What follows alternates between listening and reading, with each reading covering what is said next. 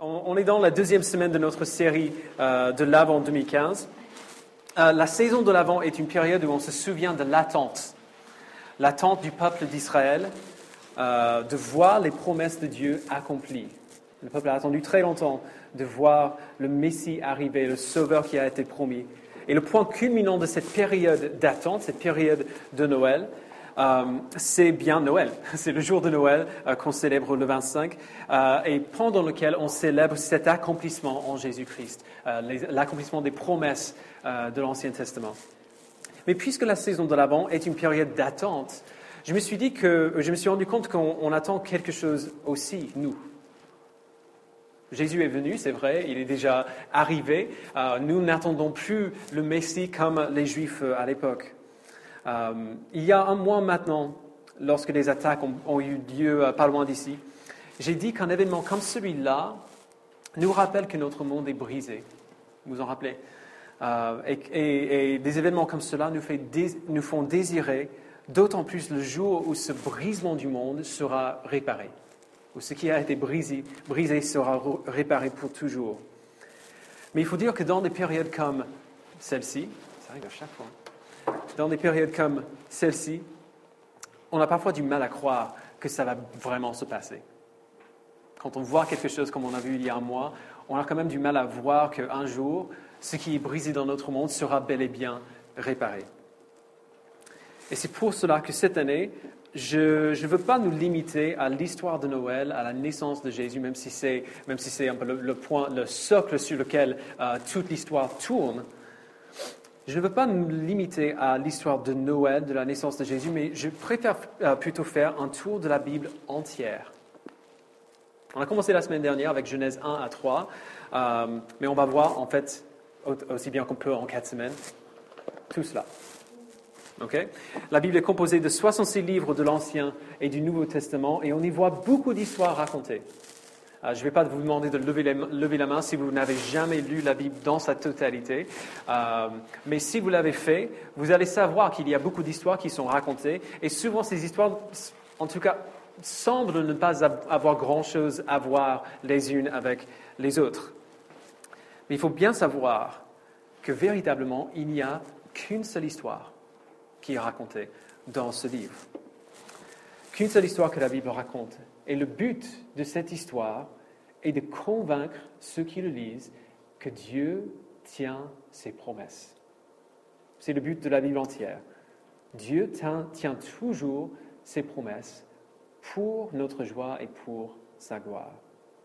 Le point central de chaque message du coup de toute cette série sera celle-là.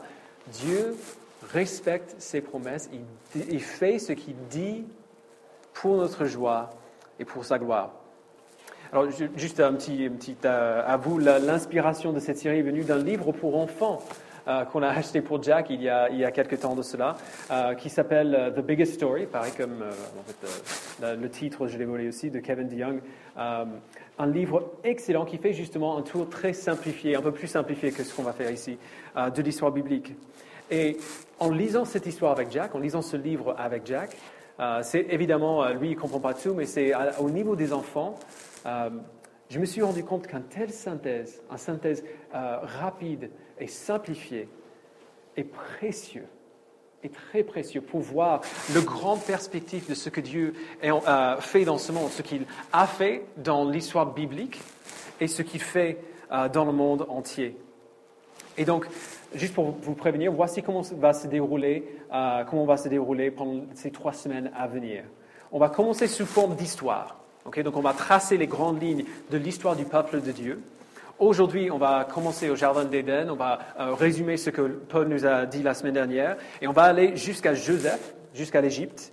Dimanche prochain, on va commencer avec le peuple d'Israël en Égypte et on va aller jusqu'au prophète qui annonce Jésus. Et le dimanche suivant, on va aller de la naissance de Jésus jusqu'aux nouveaux cieux et la nouvelle terre. Donc c'est un peu le plan. Et le but de cette synthèse sera justement de voir la grande histoire que Dieu écrit par l'histoire humaine. Et donc évidemment, il y a plein de choses qu'on va devoir sauter. On ne va pas avoir le temps de tout voir. Ça reste une synthèse. Et donc après la partie histoire qu'on va voir au début de chaque message, on fera un zoom sur comment Dieu continue à faire les mêmes choses pour nous aujourd'hui. Et après cela, on se reculera de nouveau pour donner un résumé de la fidélité de Dieu dans ce qu'on a vu. Okay? Vous êtes d'accord? En gros, ce sera le même message 3 fois avec des histoires différentes au début. Mais ça fait du bien de répéter comme ça. Si on a des enfants, on sait bien que la répétition, c'est comme ça qu'on apprend une langue. Et le récit biblique n'est pas différent. Bref, tournez dans vos Bibles avec moi. J'ai dit à la page 1, j'exagère un petit peu. En fait, on va lire on sera dans Genèse 3. On va commencer avec Éden. Donc, ce message s'appelle chapitre 2 parce que Paul Harrison a commencé la semaine dernière avec le chapitre 1. Il nous a montré le début du livre de la Genèse. Et d'ailleurs, ce n'était pas formidable d'avoir quelqu'un qui construit ses phrases de manière éloquente? Pour une fois, qui soit bien articulé. J'ai écouté le message de Paul et je me suis dit, mais c'est un plaisir de l'écouter parler, quoi. Désolé, vous êtes un peu bloqué avec moi toutes les semaines. On n'a pas les mêmes capacités, mais voilà, ça fait plaisir de l'entendre de temps en temps. Bref, Paul a fait une synthèse excellente des 3 premiers chapitres du livre de la Genèse. Si vous ne l'avez pas encore écouté d'ailleurs, c'est sur le site de l'Église, il est juste formidable. On voit Dieu qui crée le monde et qui le crée parfait. Okay? C'est un véritable paradis qu'il crée dans ce monde. Il met le premier homme et la première femme dans ce monde et il leur dit que s'ils lui font confiance, ils auront toujours ce dont ils auront besoin. Mais évidemment, le diable, sous forme de serpent, il arrive sur scène et il leur dit que Dieu veut les étouffer en fait. Dieu veut enlever leur liberté de choisir, leur voler la sagesse et la vie qui leur sont dues, et ils y croient. Ils croient ce que le diable leur dit. Et en faisant confiance au serpent plutôt qu'à Dieu, le péché entre dans le monde. Adam et Ève désobéissent à Dieu, et cette désobéissance-là brise tout. D'ailleurs, si vous n'avez pas écouté le message, Paul explique très adroitement pourquoi manger un fruit dans le jardin était si grave. C'est une question qu'on se pose souvent, mais si vous avez envie de connaître la réponse, Paul a très très bien répondu la semaine dernière. Kevin DeYoung dit dans son livre, « Se rapprocher de Dieu et avoir Dieu près de nous ne serait plus une chose facile. » Après le jardin d'Éden, se rapprocher de Dieu et avoir Dieu près de nous ne serait plus une chose facile. Le diable leur promet quelque chose et il les déçoit. Pour la première fois, mais pas du tout pour la dernière. Alors, à la fin du chapitre 3, si vous avez la Bible, c'est sur la page 5 des Bibles de l'Église, on voit Dieu qui prononce une malédiction sur l'homme et la femme, leur expliquant les conséquences de leur rébellion contre lui.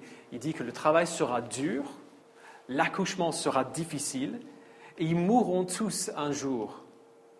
Il prononce également une malédiction contre le serpent, mais dans sa malédiction contre le serpent, il donne aussi une promesse. Alors, regardez avec moi verset 15. Il dit, « Je mettrai l'hostilité entre toi et la femme, entre ta descendance et sa descendance. Celle-ci t'écrasera la tête et tu lui blesseras le talon. » On appelle ça, dans les milieux théologiques, le proto-évangélion, le premier évangile. Voici la promesse. L'homme sera désormais toujours en guerre contre le serpent, mais un jour, un des descendants d'Ève écrasera sa tête. Le serpent ne va pas gagner. On est en guerre, oui, mais le serpent ne va pas gagner. Il fera mal à celui qui va écraser sa tête, oui, mais il ne gagnera pas. La finalité de cette guerre est assurée. Et donc, voilà ce qu'on a vu la dernière fois avec Paul. Alors, qu'est-ce qui se passe après? Après, dans Genèse 4, on voit Caïn et Abel, les fils d'Adam et Ève. Abel est fidèle à Dieu et lui fait des offrandes qui sont fidèles à lui, qui sont conformes à ce que Dieu lui avait demandé. Mais Caïn est infidèle. Ses offrandes ne sont pas celles que Dieu a demandées. Et Dieu ne le punit même pas. C'est quelque chose que je n'avais jamais remarqué avant de préparer ce message. Pour son offrande non acceptable, Dieu ne le punit même pas. Il dit juste, non, je ne peux pas accepter ça. Il ne donne pas une punition grave, mais quand même, plutôt que d'encourager Caïn à demander quelle offrande serait acceptable à Dieu, le refus de Dieu d'accepter son offrande met Caïn dans une colère folle et il tue son frère de jalousie. Même sans être puni, même avec c'est juste une petite claque sur les doigts, il est fou de rage et il tue son frère. C'est le premier meurtre. Mais même là, Dieu n'abandonne pas Caïn. Il promet de le protéger. Donc dès le début de l'histoire humaine, on voit que le péché gâche tout. Tout tombe en miettes. La belle création que Dieu a créée est corrompue jusqu'au plus profond. Et dans les chapitres qui suivent, on voit qu'Adam et Ève ont d'autres enfants, qui ont d'autres enfants, qui ont d'autres enfants. Et oui, ça va sûrement dire qu'ils se mariaient entre eux, mais que voulez-vous, il n'y avait personne d'autre. C'était comme ça. C'est un peu crade, mais voilà, c'est comme ça. Alors que l'humanité se propage, le péché se propage aussi avec eux. Donc, deuxièmement, on voit au chapitre 6, au verset 5, lisez avec moi, chapitre 6, verset 5. L'Éternel vit que les hommes commettaient beaucoup de mal sur la terre et que toutes les pensées de leur cœur se portaient constamment et uniquement vers le mal. L'Éternel regretta d'avoir fait l'homme sur la terre et eut le cœur peiné. L'Éternel dit, « J'exterminerai de la surface de la terre l'homme que j'ai créé, depuis l'homme jusqu'au bétail, aux reptiles, aux oiseaux, car je regrette de les avoir faits. » Alors, l'histoire se répète. L'homme ne pouvait pas vivre de manière juste, alors Dieu montre de manière frappante, et d'ailleurs ça m'a toujours extrêmement dérangé que l'histoire du déluge et de l'arche de Noé, c'est une histoire qu'on raconte aux petits-enfants, parce que, en tout cas, si on l'a, quand j'étais à l'école dimanche, il enseignait fidèlement, et ça me terrifiait. C'est une histoire qui est quand même violente. Dieu montre de manière frappante quelle est son opinion du péché. Il envoie un déluge pour couvrir toute la terre et pour recommencer l'humanité de nouveau. En gros, il dit, tu veux savoir ce que je pense du péché? Et voilà. Il tue tout le monde sur la terre, à quelques exceptions près. Même au milieu de cette vague de colère, on voit que Dieu n'a pas oublié sa promesse dans le jardin. Il montre encore de la grâce. Verset 8 du chapitre 6, il est marqué, « Cependant, Noé trouva grâce aux yeux de l'Éternel. » Et grâce, c'est vraiment le bon mot. Ce n'est pas parce que Noé était parfait ou qu'il était meilleur que les autres, c'est qu'il a trouvé grâce aux yeux de l'Éternel. L'Éternel a décidé de lui donner grâce. Kevin DeYoung le dit ainsi, « Dieu était en colère contre le monde qui le détestait, mais il était toujours à l'œuvre pour sauver le monde qu'il aimait. » Il donne à Noé des instructions pour construire un énorme bateau appelé une arche, pour survivre au déluge avec sa famille et pour recommencer l'humanité de nouveau. Et oui, encore une fois, ça veut dire qu'ils se mariaient entre eux, mais que voulez-vous, il n'y avait personne d'autre de nouveau. L'histoire se répète. Noé est en quelque sorte le premier Adam. Mais malheureusement, il est comme Adam dans le mauvais sens aussi. Noé est également sous l'emprise du péché, comme on voit juste après qu'ils sortent de l'arche, le péché recommence de nouveau. Et ses descendants aussi sont sous l'emprise du péché. Au chapitre 11 maintenant, là du coup on est sur la page 8, à Babel, on voit les gens qui essaient de construire une énorme tour pour monter jusqu'au ciel, pour se vanter de la prouesse et de la sagesse de l'homme. En gros, c'est un peu comme cette gigantesque tour à Dubaï. Vous avez vu, c'est celui que Tom Cruise, il fait l'escale sur le bateau. Bon, bref. Cette énorme tour, c'est un monument du pouvoir humain, de la prouesse humaine. Ils travaillent ensemble, oui, dans cette ville pour construire cette tour, mais c'est pour montrer à quel point l'humanité est glorieuse. Donc c'est un exemple de l'humanisme incarné. Et donc, du coup, Dieu confond leur langue pour leur rappeler que c'est lui qui est glorieux. L'être humain n'était jamais censé prendre cette place-là. Et ils confondent leur langue. Du coup, ils n'arrivent pas à terminer la tour parce qu'ils n'arrivent plus à communiquer. Tout le monde parle une autre langue et ils ne se comprennent pas.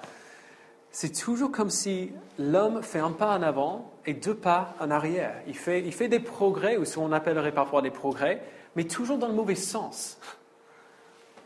Et l'humanité avance ainsi, toujours un pas en avant, mais dans le mauvais sens, donc du coup 2 pas en arrière, jusqu'à l'arrivée d'un homme qui s'appelle Abraham. au chapitre 12. Donc Abraham est un homme normal, il n'a rien de particulier. On voit dans son histoire que c'est un homme qui a peur comme nous, qui ment parfois comme nous aussi. Mais Dieu, pour des raisons qui sont à lui, décide de l'appeler et lui fait de grandes promesses. Regardez chapitre 12 au verset 2. Il est écrit « Je ferai de toi une grande nation. Je te bénirai, je rendrai ton nom grand et tu seras une source de bénédiction. Je bénirai ceux qui te béniront et je maudirai ceux qui te maudiront. Et toutes les familles de la terre seront bénies en toi. » En gros, Dieu donne à Abraham la bénédiction qu'il avait prévue pour Adam et Ève dans le jardin. Il n'a pas oublié sa promesse. Il revient pour redire la même promesse et pour la donner à quelqu'un d'autre. Et Kevin DeYoung dit dans son livre, ce qui est vraiment excellent, c'est que cette fois-ci, Dieu allait tout faire lui-même pour s'assurer qu'Abraham reçoit la bénédiction. Comme j'ai dit, Abraham n'était pas un homme parfait, mais il avait deux choses très importantes jouées en sa faveur. Il avait les promesses de Dieu et il avait la foi que Dieu allait faire ce qu'il a dit. C'est tout ce qu'il avait. Et Dieu a justement fait ce qu'il a dit. Il le bénit. Alors qu'Abraham et sa femme sont très âgés, ils ont un enfant quand même, Isaac. Isaac a à son tour des fils, Ésaü et Jacob. À l'époque, c'était normal que c'était normalement l'aîné qui avait le droit d'héritage, qui recevait la bénédiction familiale. Mais cette fois-ci, c'est Jacob qui le reçoit, bien qu'il soit le cadet. Pourquoi? Parce que c'est Dieu qui décide qui va bénir. C'est Dieu qui décide. Jacob a des fils aussi. Il en a 12. Abraham reçoit une grande bénédiction par la famille qu'il engendre. Mais même si ses descendants à lui sont très, très, très loin d'être parfaits. Encore une fois, c'est la déception. On a la promesse de Dieu et les hommes qui ruinent tout. Un peu plus tard, juste un exemple de ces descendants imparfaits. Un des fils de Jacob, Joseph, si vous avez grandi dans l'Église, vous connaissez bien l'histoire. Joseph est vendu comme esclave par ses frères, par ses propres frères, juste parce qu'ils étaient jaloux de l'affection que leur père portait envers lui. Après plusieurs années en prison, il reçoit une autorité auprès du roi d'Égypte et il devient son second. Il devient vraiment la deuxième autorité en Égypte. C'est lui que Dieu prévient d'une famine qui arrive dans le pays et c'est lui qui permet à l'Égypte de survivre à la famine en préparant des réserves. On voit encore une fois, l'histoire se répéter de nouveau. On reçoit une grâce de Dieu et puis on oublie et on se détourne de lui, mais Dieu garde ses promesses. Il fait ce qu'il dit, malgré l'infidélité de son peuple. DeYoung dit encore, est-ce que c'est encore possible que l'écraseur du serpent viendra tout de même des branches tordues de l'arbre familial d'Abraham? Adam et Ève rejettent Dieu et Dieu promet d'envoyer celui qui écrasera la tête du serpent qui les a trompés.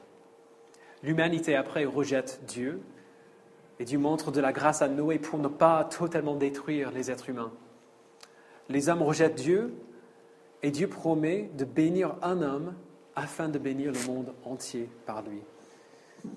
Il se met toujours en œuvre pour sauver le monde qui le déteste, le monde qu'il aime. Alors, on va faire un zoom maintenant, un retour vers le futur, j'allais dire, vers le présent, le temps présent. En regardant la première partie de cette histoire de loin, le mot qui me revient sans cesse, c'est la déception. Non, c'est bon. Le mot qui me revient sans cesse, c'est la déception. On voit beaucoup de déception dans cette histoire. Dans le livre de la Genèse, ce n'est presque que ça. Beaucoup de mal qui est fait aux autres, beaucoup de mal qui est infligé à cause de quelque chose qu'on a fait d'égoïste. Adam ne protège pas sa femme du serpent et le péché entre dans le monde pour tout briser. Caïn tue son frère Jacob vole le droit d'héritage de son frère à lui. Jacob est vendu comme esclave par ses frères. La première cible des dégâts du péché, c'est Dieu. Il subit la mutinée chaque minute de chaque jour, la trahison de l'humanité, tous les jours. L'humanité n'estime pas du tout celui qui les a gracieusement donné la vie. Mais la deuxième cible, après Dieu, ce sont les autres êtres humains. Le péché n'épargne personne. Il faut bien comprendre. Souvent on dit mais je ne crois pas que c'est vraiment si grave que ça parce que ça fait mal à personne. Ce n'est pas vrai. Le péché fait toujours du mal, même si on n'en aperçoit pas. Le péché n'épargne personne. Même au milieu de ces déceptions immenses, Dieu garde ses promesses. Depuis le début de la Bible, au milieu de ces déceptions immenses, Dieu garde ses promesses. On trouve dans la parole des promesses de Dieu face à la déception que produit le péché.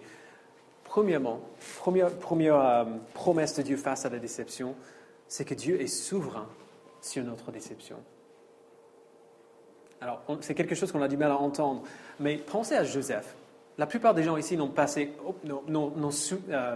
jamais souffert quelque chose comme Joseph. Joseph a passé des années en prison à cause de ses propres frères qui le haïssaient. Il a sûrement ressenti une déception immense à des milliers de reprises pendant ces années.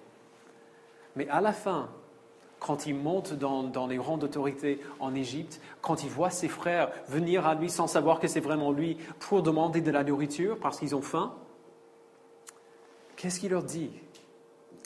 Dans Genèse 50 et verset 18, il est marqué. Vous pouvez tourner, si vous voulez, sur la page 38. 39 pour le verset 18. Regardez ce qu'il dit à ses frères qu'il avait trahis, qu'il avait vendus comme esclaves, qui avaient provoqué des souffrances que nous ne pouvons pas imaginer. Verset 18, ses frères vinrent eux-mêmes se jeter à ses pieds et dire « Nous sommes tes serviteurs ». Joseph leur dit « N'ayez pas peur. Suis-je en effet à la place de Dieu?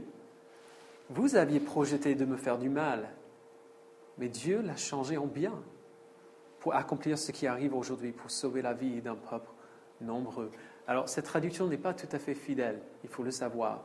Littéralement, il est marqué « Vous avez voulu me faire du mal, mais Dieu l'a voulu pour le bien. » Ce n'est pas juste qu'il a pris quelque chose de mal qui avait passé, il avait un peu joué avec pour que ça produise quelque chose de bien. Non, non, non. Avant même que ses frères le vendent comme esclave, Dieu l'avait prévu pour le bien, pour sauver des milliers et des milliers et des milliers de personnes. Dieu est souverain, même sur le péché qui nous déçoit. Dans le jardin, on voit que le diable veut faire du mal aux hommes et aux femmes que Dieu a créés. Et même s'il réussit à nous faire tomber dans le péché, Dieu sait se servir de ces choses pour les tourner en bien. Et il sait prévoir ces choses, même en avance, pour notre bien, tout en nous donnant la liberté. Dans Romains chapitre 8, verset 28, je vous le lirai, l'apôtre Paul dit « Du reste, nous savons que tout contribue au bien de ceux qui aiment Dieu, de ceux qui sont appelés conformément à son plan. En effet, ceux qu'il a connus d'avance, il les a aussi prédestinés à devenir conformes à l'image de son Fils, afin que celui-ci soit le premier-né d'un grand nombre de frères. Ceux qu'il a prédestinés, il les a aussi appelés. Ceux qu'il a appelés, il les a aussi déclarés justes. Et ceux qu'il a déclarés justes, il leur a aussi accordé la gloire. » Pour ceux qui appartiennent à Dieu, même si c'est choquant de le dire, toute déception que nous vivons à cause du péché de quelqu'un d'autre, Dieu l'a prévu pour notre bien.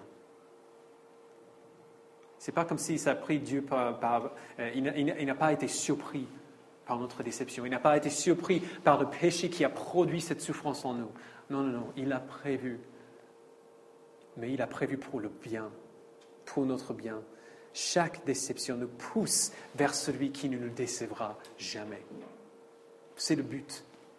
Chaque déception que nous vivons nous pousse vers celui qui ne nous décevra jamais. Le but de Dieu dans notre vie, il faut le savoir, n'est pas notre confort ou notre facilité de vie sur cette terre. Son but, c'est nous faire ressembler à Jésus. Il nous a prédestinés à être conformes à l'image de son Fils. Et chaque déception que nous vivons, même des déceptions qui sont affreuses, nous aiguise, nous rappelle des dégâts immenses de notre péché et nous fait courir dans les bras de celui qui garde toujours ses promesses et qui ne déçoit jamais.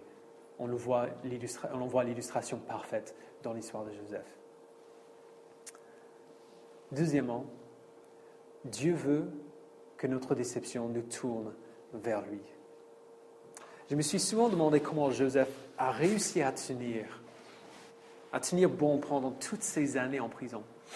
On a du mal à imaginer ce que ça donne. Une prison en Égypte, il y a des milliers d'années de cela, pendant plusieurs décennies. Joseph n'avait aucune évidence que Dieu l'aimait. Toutes les évidences devant lui disaient exactement le contraire. Depuis sa jeunesse, il n'a eu quasiment que des déceptions. Alors si c'était moi, je pense que j'aurais été en colère contre Dieu. Naturellement, j'aurais trouvé plein de raisons pour renoncer à Dieu, pour le renier. Mais ce n'est pas ce que fait Joseph.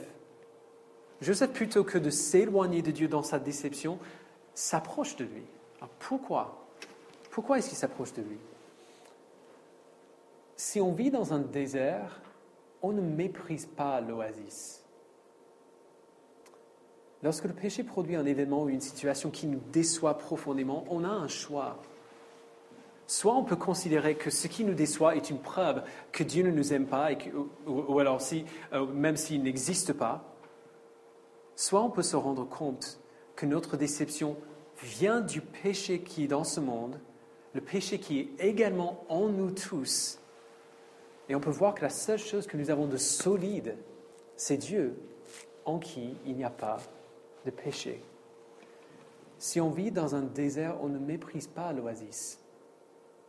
On court vers lui. On court vers lui.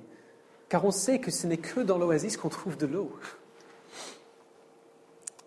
C'est ce que l'apôtre Paul a vécu. Lorsqu'il vivait une immense difficulté et qu'il a prié 3 fois que Dieu lui enlève ce qui le faisait souffrir, Jésus a dit non. Il dit à l'église de Corinthiens dans sa 2e lettre, chapitre 12, verset 9, après avoir prié 3 fois non, il dit « Jésus m'a répondu, ma grâce te suffit, car ma puissance s'accomplit dans la faiblesse. Aussi, je me montrerai bien plus volontiers fier de mes faiblesses, afin que la puissance de Christ repose sur moi. » Si vous êtes déçu par la vie ou par le mal que les autres vous ont infligé, je prie que vous réalisiez que c'est le péché dans ce monde qui vous a déçu. Ce n'est pas Dieu. C'est le péché dans ce monde qui vous a déçu. Le péché qui est en vous, déjà. Le péché qui est dans les autres. Et je prie que vous réalisiez que la seule chose qui ne décevra jamais, c'est Dieu. C'est l'oasis. Parce qu'il est le seul en qui il n'y a pas de péché pour nous décevoir. C'est le seul oasis que nous avons. Et c'est en notre faiblesse qu'il se montre fort. Alors pour conclure, l'homme reçoit la grâce, si on revient à la Genèse, l'homme reçoit la grâce et il se tourne vers Dieu. Mais malgré l'infidélité de son peuple, il se détourne, de Dieu. Mais malgré l'infidélité de son peuple, Dieu promet de faire grâce. Alors, à ce stade de l'histoire, à la fin du livre de la Genèse, on ne sait pas encore comment il va le faire, comment il va vraiment accomplir sa promesse avec un peuple aussi infidèle que ça. On dirait que ce n'est pas possible. Il donne beaucoup de petites bénédictions sur la route, c'est vrai, beaucoup de petites grâces qui, entre parenthèses, ne sont pas vraiment petites, mais par rapport à la grande promesse, on pourrait le dire. Mais n'avons-nous pas l'impression que ces petites grâces que Dieu fait au peuple, dans la Genèse et puis après dans le reste de l'histoire, n'avons-nous pas l'impression que ces petites grâces doivent diriger les regards vers quelque chose de plus grand? Que ces petites grâces ne sont pas là juste pour le confort du peuple ou pour le bonheur du peuple, mais sont là pour quelque chose de plus profond encore? Si notre espérance se trouve dans les bénédictions pour cette vie, cette espérance nous décevra aussi parce qu'on va mourir. À un moment donné, on va mourir. Et donc les bénédictions qu'on peut recevoir ne seront plus possibles. Ce que nous trouvons dans la promesse du Messie, celui qui sauvera le peuple de Dieu de leurs péchés, c'est justement cette espérance qui va au-delà de la mort. C'est ce que nous trouvons dans l'arrivée du Messie après, Jésus-Christ qui par sa mort et par sa résurrection nous libère du péché qui nous déçoit. Et c'est ce que nous trouvons dans la promesse d'une vie éternelle sur une terre renouvelée. Une vie qui n'est pas limitée à cette petite centaine d'années, si on a de la chance, que nous aurons sur cette terre corrompue, mais qui s'étend pour toujours dans cette terre libérée des effets du péché. C'est ça qu'on va voir dans les 2 semaines à venir. Prions.